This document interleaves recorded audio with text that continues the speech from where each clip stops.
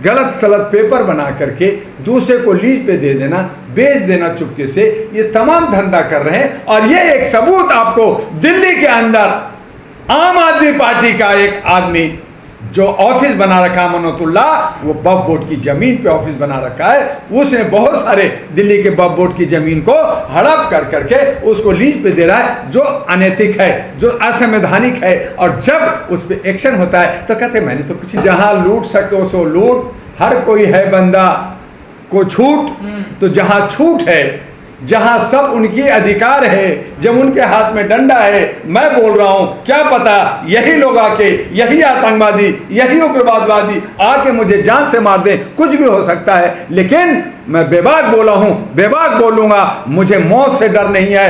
तुम धर्म के नाम पे धंधा और करते हो और लूटते हो। ये 800 साल शासन करने वाले मुसलमान नजर आते हैं क्या? क्या ये इन्हीं का राज था भारत में?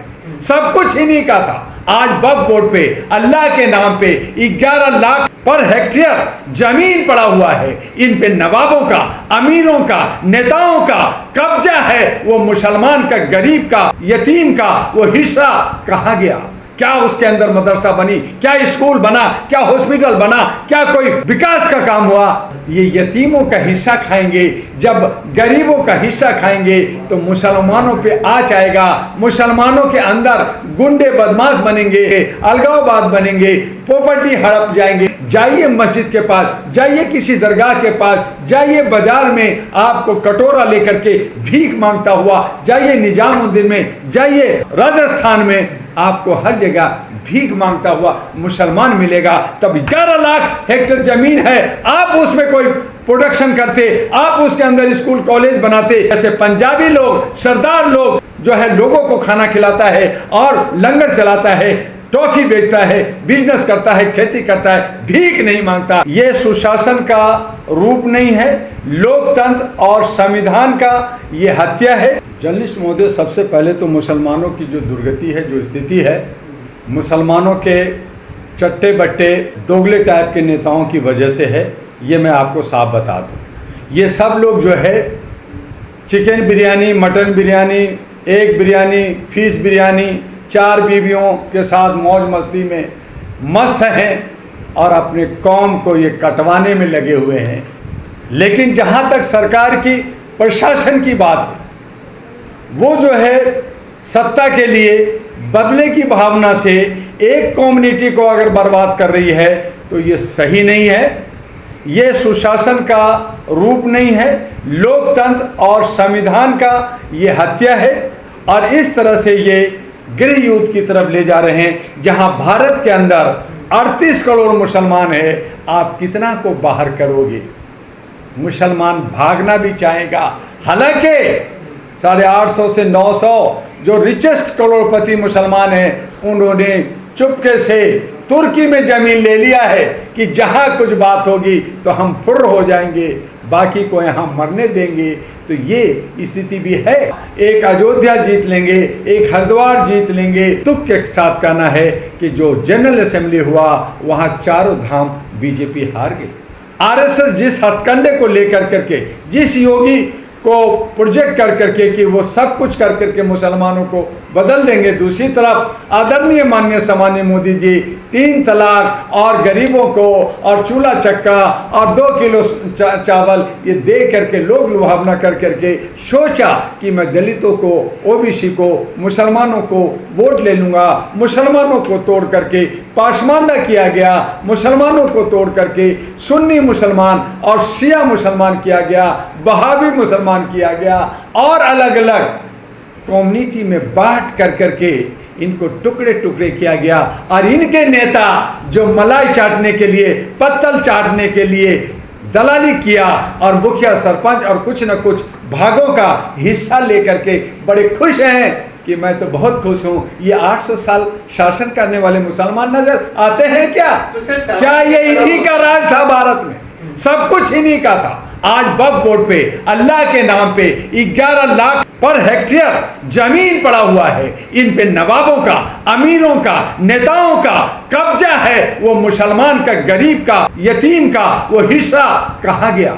क्या उसके अंदर मदरसा बनी, क्या स्कूल बना, क्या हॉस्पिटल बना, क्या कोई विकास का काम हुआ? ये यतीमों का हिस्सा खाएंगे, जब गरीबों का हिस्सा खाएंगे तो मुसलमानों पे आँच आएगा, मुसलमानों के अंदर गुंडे बदमाश बनेंगे, अलगाववाद बनेंगे, प्रॉपर्टी हड़प जाएंगे। तो कहीं ना कहीं किसी न किसी रूप में, चाहे सत्ता हो, चाहे ऊपर वाला हो, चाहे आका हो, चाहे अल्लाह हो, आपको बद्दुआएं मिलेंगी, आपको उसको दर्द और उसकी सजा मिलेगी जो मिल रही है। तो मिलेगी। तो बड़े घोटाले हुए हैं ना, देखिए घोटाला, जमीनों में तो बहुत घोटाले हुए। मैं कह तो रहा हूं कि 11 लाख हेक्टेयर, जिसको अरबों खरबों रुपए की प्रॉपर्टी कहते हैं, वो क्या यतीम गरीब मुसलमानों के पास है जो दर दर की ठोकर कर रहे हैं? जाइए मस्जिद के पास, जाइए किसी दरगाह के पास, जाइए बाजार में आपको कटोरा लेकर के भीख मांगता हुआ, जाइए निजामुद्दीन में, जाइए राजस्थान में, आपको हर जगह भीख मांगता हुआ मुसलमान मिलेगा। तब 11 लाख हेक्टेयर जमीन है, आप उसमें कोई प्रोडक्शन करते, आप उसके अंदर स्कूल कॉलेज बनाते। जैसे पंजाबी लोग, सरदार लोग जो है लोगों को खाना खिलाता है और लंगर चलाता है, टॉफी बेचता है, बिजनेस करता है, खेती करता है, भीख नहीं मांगता। लेकिन जिस कौम ने भारत के अंदर 800 साल शासन किया और वो भीखमंगा हो गया, वो गरीब हो गया, क्यों हुआ? ये सवाल बनता है। कुछ मुल्ला, कुछ पान खा करके, दाढ़ी बना करके, टोपी पहन करके बड़े बड़े हुक्रान देते हैं, बड़े बड़े तिस्मार खा बनते हैं। सही माने में वो तमाम मुल्ला चोर और डाकू बने हुए हैं। और अगर सरकार उस पर एक्शन लेती है तो सही कर लिया। कोई भी वक्त का अगर एक बार चेयरमैन बन जाता तो वो हजारों करोड़ों का आदमी बन जाता, तो वो कैसे बन जाता? वो इसलिए बन जाता है कि वक्फ की जो जमीन है, जो वक्फ कर दी जाती है, वक्फ के मतलब दान, वक्फ के मतलब दान होता है। दान अगर कर दिया तो अल्लाह के नाम पर, यानी भगवान के नाम पे दे देता राम अल्लाह तुम्हें खुश रखे, भगवान तुम्हें खुश रखे। तो भगवान के नाम पे अगर कोई चीज़ दान दे दिया तो दान को जो है वो गरीबों के लिए होता है। उसका जो रख रखाव करने वाले, उनकी जो एक सिस्टम, एक व्यवस्था है, उसमें जो है नेता हैं, कुछ मुसलमान हैं, कुछ बड़े नेता हैं, वो सब जानते हैं कि ये प्रॉपर्टी फिर वापस नहीं देना है, जो दिया है ये वक्फ का हो गया है, तो उस पर वो कब्जा करके ऑफिस बना के, दुकान बना के, फैक्ट्री बना करके, गलत सलत पेपर बना करके दूसरे को लीज पे दे देना, बेच देना चुपके से, ये तमाम धंधा कर रहे हैं। और ये एक सबूत आपको दिल्ली के अंदर आम आदमी पार्टी का एक आदमी जो ऑफिस बना रखा, मनोतुल्ला, वो वक्फ बोर्ड की जमीन पे ऑफिस बना रखा है। उसने बहुत सारे दिल्ली के वक्फ बोर्ड की जमीन को हड़प कर करके उसको लीज पे दे रहा है, जो अनैतिक है, जो असंवैधानिक है। और जब उस पर एक्शन होता है तो कहते हैं मैंने तो कुछ नहीं किया, मैंने तो चोरी नहीं किया। तो चोर, डाकू, ये जो मर्डर करता है, कोई भी आदमी ऐसा नहीं कहता कि मैं चोरी किया, मैंने डकैती किया, मैंने मर्डर किया, हाय मुझे क्यों पकड़ रहे हो? तो भाई जब आप पैसा, इतना जमीन है वक्फ बोर्ड के पास, तो वो अपने मौलवियों की तनख्वाह तो दे नहीं पा रहा है। चूंकि नीयत उनकी खराब है, चूंकि उनकी व्यवस्था खराब है। एक जो है आपका बरेलवी, जो आपका उत्तर प्रदेश में है, जिससे कांग्रेस थरथराती थी, कांग्रेस अगर कोई बात होता था उनके पैरों में चूपती थी। तो ये जो करोड़ों का धंधा हो रहा, एक आदमी के, गरीब के पास, एक जो है सोशल मीडिया, एक यतीम का क्या होगा जिसके लिए ये बनाया गया था? कुछ नहीं होगा, लूट मिलेगा, घर मिलेगा, क्या मिलेगा उसको? जर्नलिस्ट महोदय, जहां लूट सको सो लूट, हर कोई है बंदा को छूट।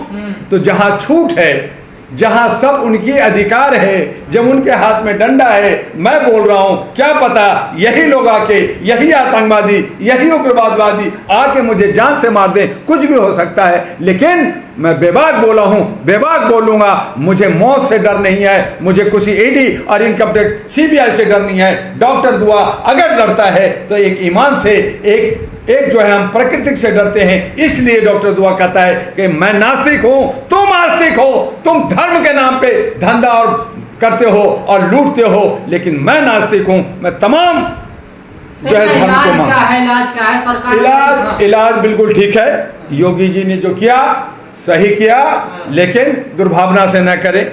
बदले की भावना से ना करें, अच्छे नियत से करें। मैं उनको नहीं, सैल्यूट सरकार करता तो हूं। कानून ला रही है, उनका अध्यादेश। उन्हीं का नकल किया मध्य प्रदेश ने, मोहन यादव ने किया, वहां बुलडोजर चला रहे। लेकिन मैंने फिर कहा कि अगर आपकी नीयत ठीक है, अगर आप सभी के साथ समानता के साथ अधिकार देना चाहते हैं तो जरूर बुलडोजर चलाइए। वो चला रहे, उन्हीं का नकल किया आसाम में।